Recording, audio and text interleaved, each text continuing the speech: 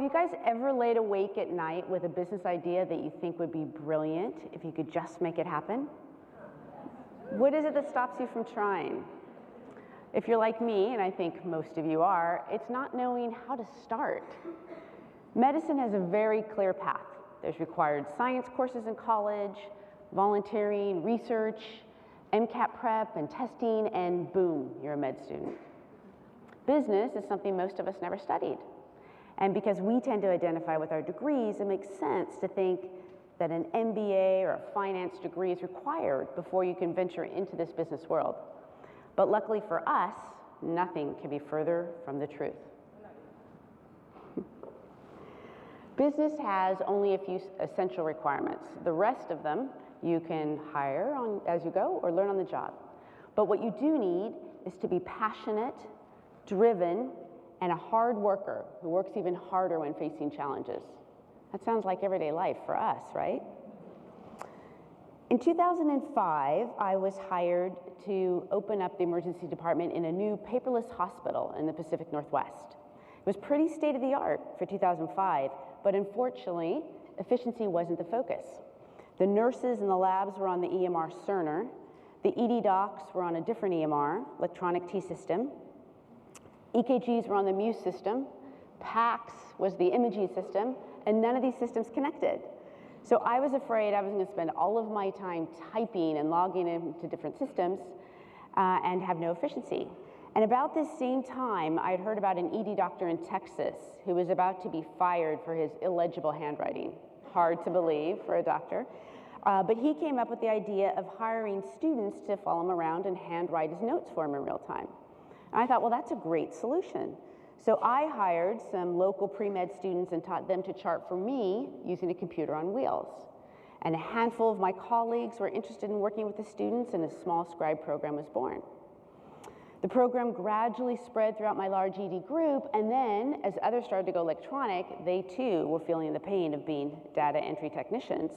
And so I started to get phone calls from around the country, and I realized they need help as well. This could be a business.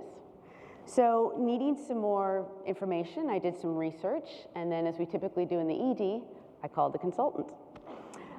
It actually wasn't one phone call, but lots of phone calls and meetings over several months before I found the right business partner, and then I was ready to go. And he warned me, he said, with the launching of any startup, there'll be several near-death experiences. And I laughed. I said, that's okay, we deal with that every day. So these were busy, exciting, and sometimes kind of stressful years, working full-time to grow my business and working part-time in the emergency department with a busy surgeon husband at home and 3 boys in middle school to high school years. And it was sometimes financially stressful. I don't know if you know this, but until you're 2 years old, no bank will talk to you or give you a line of credit or a business loan. And as my business began to grow rapidly, I ran into cash flow problems. And on a couple occasions, I had to make a pretty large payroll before I had payment from the client. And when you're a startup, you can only afford a part-time bookkeeper, so she would tell me usually late in the afternoon when payroll was coming out the next morning. So a couple times I had to call my husband and say, don't look at the college savings account very closely, because it's drained. But it will be back to normal next week when we get payment from the client. Thankfully, my boys did go to college. I was able to grow the business to a large national organization, and I would never dream that I would know all the things I do today. I've traveled to every small and every large corner of the US and worked with hundreds and hundreds of people. I've continued my involvement on the business and IT side of medicine, working for a telehealth startup in Southern Cal before joining a scribe program in Berkeley that uses machine learning and artificial intelligence. Thankfully, one of the skills that we've honed in medicine is how to stall and think on our feet as we're thinking of something intelligent to say, such as during rounds in med school. And I've used this skill many times presenting to venture capitalist firms trying to raise funds for my large and growing business. During these teleconferences, I would have 2 computer screens open, one that ran my presentation and one to be able to quickly Google unfamiliar financial acronyms. On one occasion, they asked me about my ROS, And as I'm quickly looking up the term, I stalled and I said, well, in the emergency department, I would assume that you're asking me about my review of systems.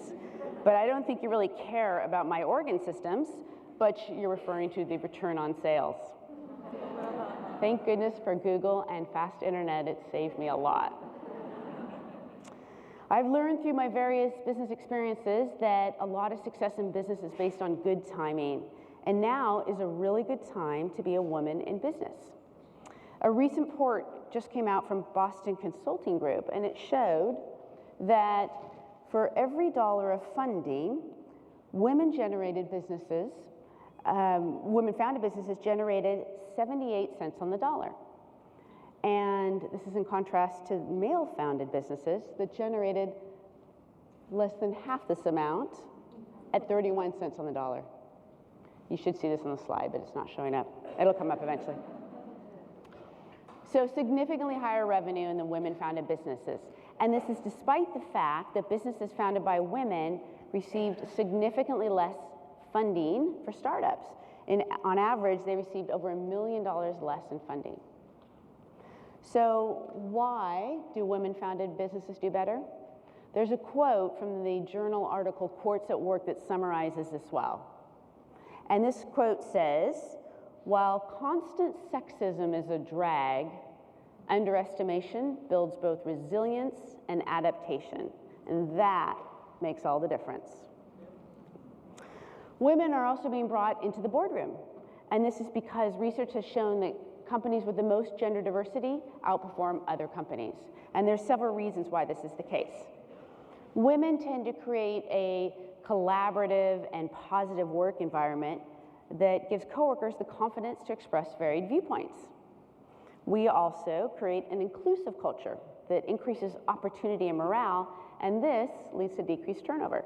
And high turnover, if you run a business, is very costly and disruptive to an organization. And we represent the customer base.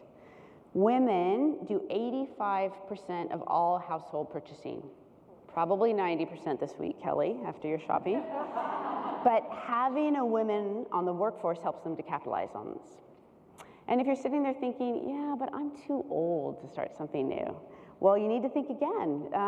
It used to be believed that careers were pretty much over by the time you reached 50, but those rules are now rapidly changing. Many women are finding as they age that they have increased flexibility at work, and as kids leave the house, there's a lot more free time. And so many women are thinking this is a really good time to explore new career opportunities. Innovative companies are realizing the potential that these highly educated women offer, and they're tapping into this great resource. So, how do you get there? Here are the 7 steps that I think are key to launching your business.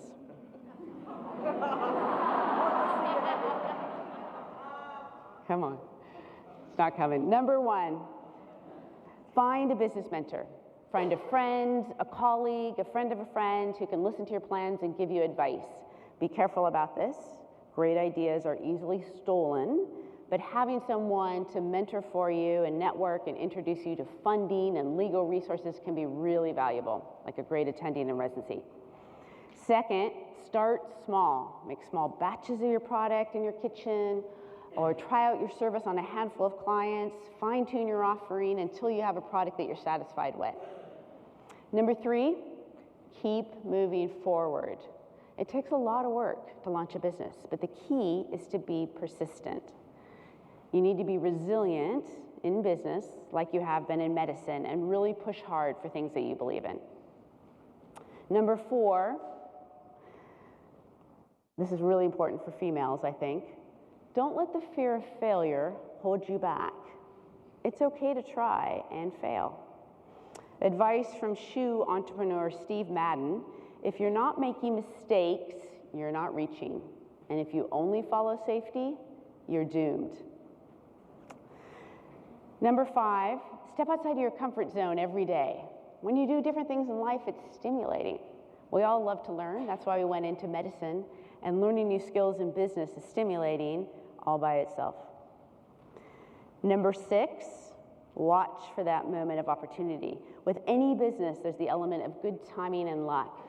But having the intelligence to realize when that window of opportunity opens up for you and to jump through that window is key. And finally, number 7, bring on people who know what you don't know. Build your whole team this way. This is the key to expansion and to long-term success. To an outsider, the business world can seem like a big challenge because it's unfamiliar. But we all know how to work hard. We're smart, intelligent people, and we can work through anything. How else do you succeed in emergency medicine?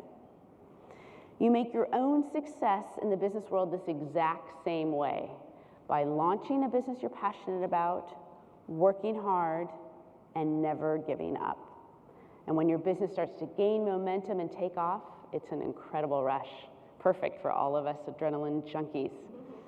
I can't wait to see what you all will do. Thank you.